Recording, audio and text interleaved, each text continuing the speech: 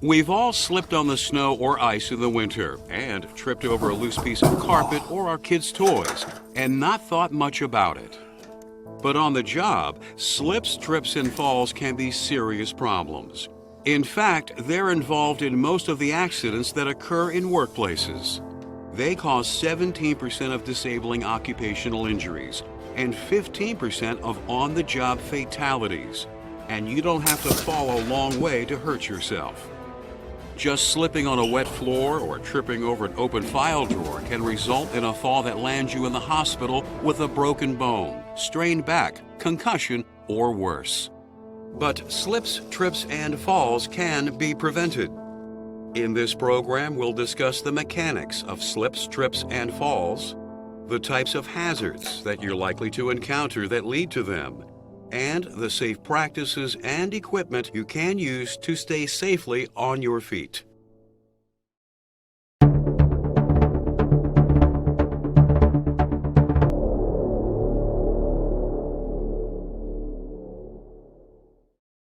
To avoid slips, trips, and falls and the injuries that they can cause, it helps to understand just how we're able to stand and walk upright in the first place. To start, we need to know something about our center of gravity. A person's center of gravity is the point where the weight of the body is equally distributed, half above and half below, and it plays an important part in every movement that we make. Imagine that you're standing up straight. Now draw a triangle, with your feet forming the 2 points at the base and the third point of the triangle at your lower back. This upper point is located roughly where your center of gravity is. As you move, these 3 points constantly change position. If the upper point extends out past the lower points, you can lose your balance, and unless you regain it, you will fall. Because the shape and size of your body has a direct impact on how naturally stable you are, it's easier for some people to keep their balance than for others. For example, a short person will have a lower center of gravity and be more stable than a tall person. It simply takes less of a push for the taller person's center of gravity to extend out past their feet so they fall over.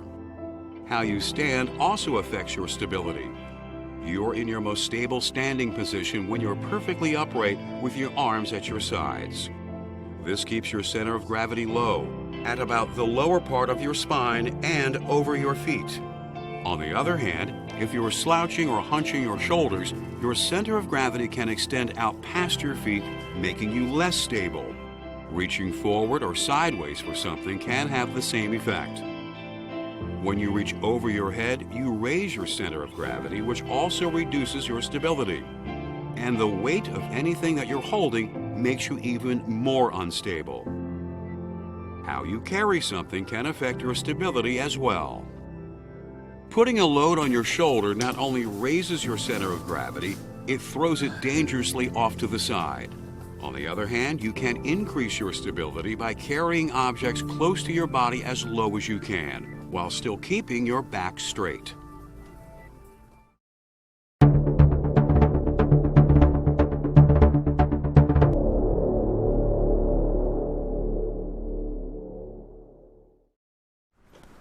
We tend to take walking for granted, but it's actually a pretty risky activity because it requires us to fall and catch ourselves with every step.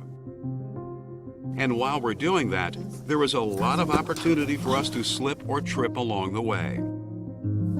To better understand why we might trip or slip, it helps to know something about momentum. Momentum is the force that we build up as we move in any direction.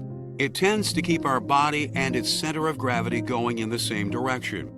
But if we encounter something that interferes with our progress, such as an object or a slick surface, it can cause trouble.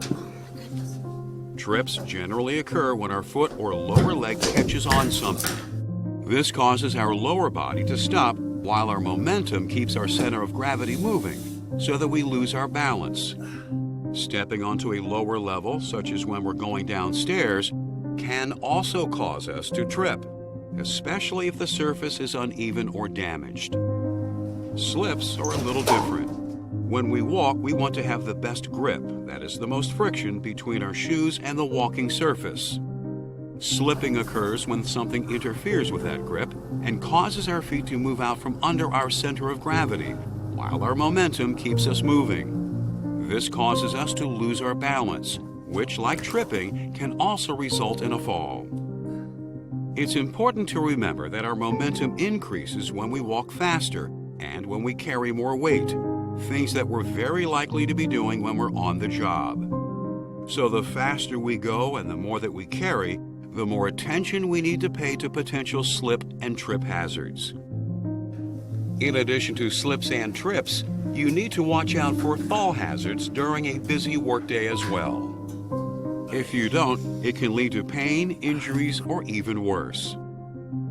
For example, if you need to reach something up high, stacking up some pallets and standing on them may seem like a time saver until the pallets shift out from under you.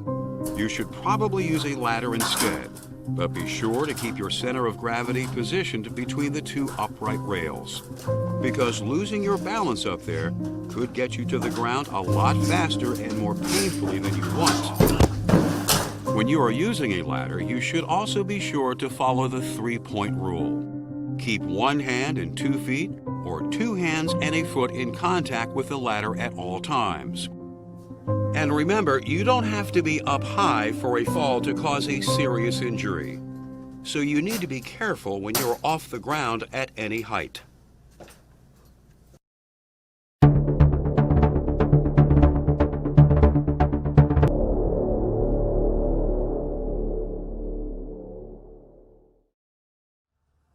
Different walking surfaces provide varying degrees of the friction that is needed by your feet to get a secure grip. For instance, carpeting provides a better grip than a smooth tile floor, and a dry tile floor provides a better grip than that same floor when it is wet. You can avoid slipping by being aware of the type of surface that you're walking on and how much traction it typically provides. The walking surfaces you encounter can be divided into 3 types: non-slip, moderately slippery, and slippery. Non-slip surfaces provide good traction regardless of whether they are wet or dry. They include rubber mats, carpet, surfaces covered with non-slip coatings, and rough textured concrete. Moderately slippery surfaces are reasonably slip resistant when they're dry, but can be very slippery when they're wet. These include vinyl flooring, unpolished ceramic tile, unfinished wood, and smooth concrete. Slippery surfaces don't provide much traction at all, whether they're wet or dry. They include polished marble and tile, smooth metal, varnished wood, freshly painted concrete, and of course, ice. Outside of your building, you need to be careful when walking on sidewalks and pavements that may be wet or icy. The most slippery places inside of buildings tend to be near entrances, restrooms, and around machinery.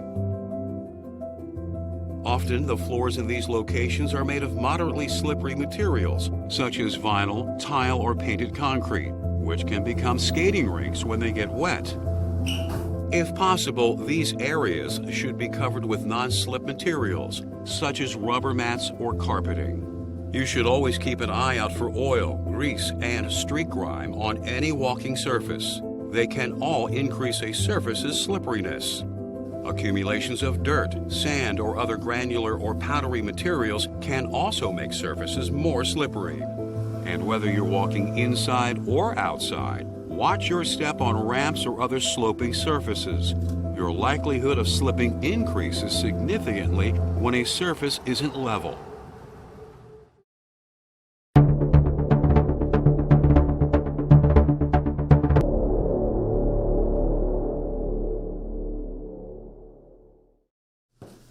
The more messy and run-down a workplace becomes, the more slip, trip, and fall hazards you're likely to encounter.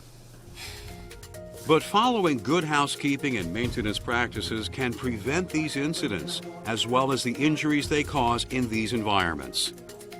For example, you have to be able to see hazards to avoid them.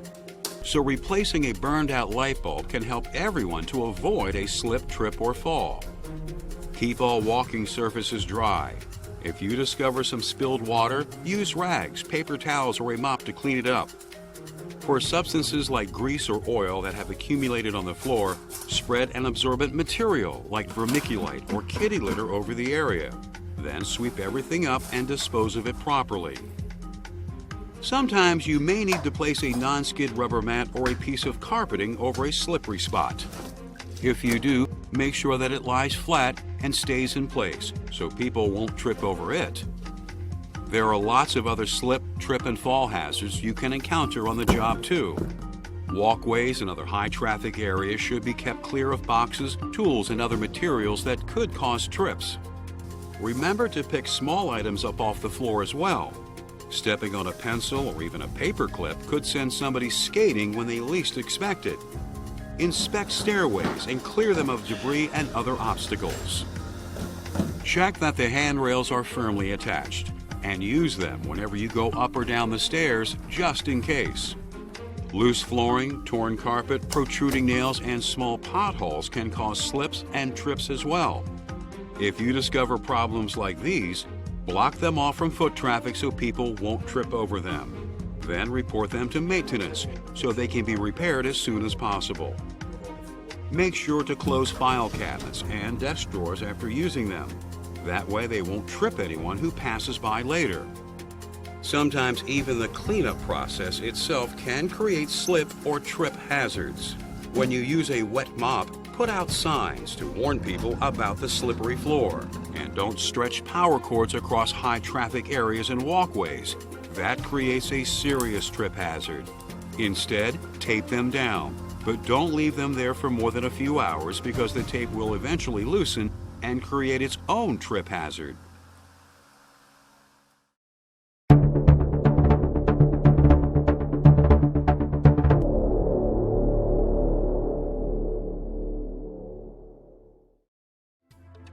While it's important to reduce or eliminate any slip, trip, and fall hazards that exist in a workplace, it's always a good idea to wear shoes that will help protect you from them as well.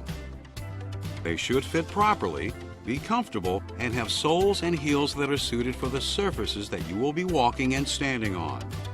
Avoid sandals and open-toed shoes altogether. They have straps that can catch on things and cause you to trip. The heels of your shoes are especially important.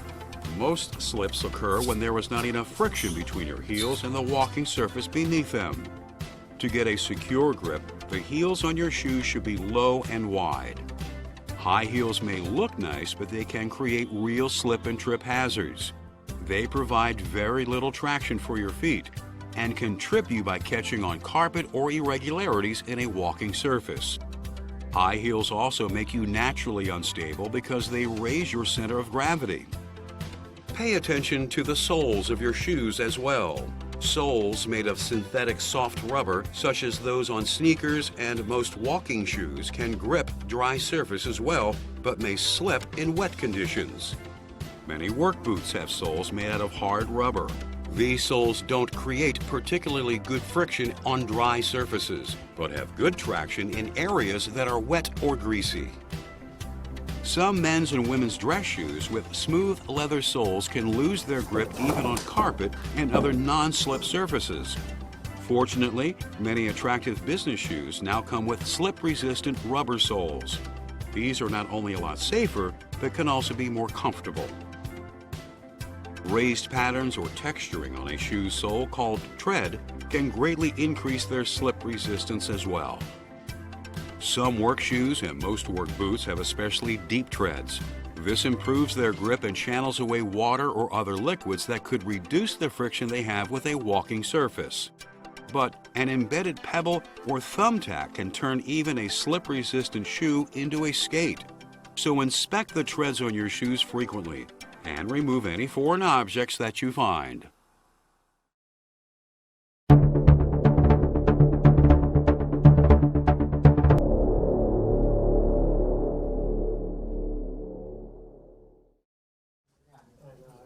Even when we do our best to avoid them, slips, trips, and falls can still occur. They happen quickly and without warning, So it's important to know ahead of time what you can do to avoid an injury or lessen its severity, and how to treat any injuries that might result. What you do with your body when you fall can make a big difference in how much of an injury, if any, could occur. The important thing to remember is to stay loose. Relax, don't tense up. Bend at your elbows and knees. Allow your muscles to absorb the impact gradually and roll in the direction of the fall. Do not try to break a fall with your hands. If you land with all of your body weight on a hand, you could seriously sprain your wrist or even break some bones. If a coworker is hurt in a fall, there are some first aid guidelines you should follow.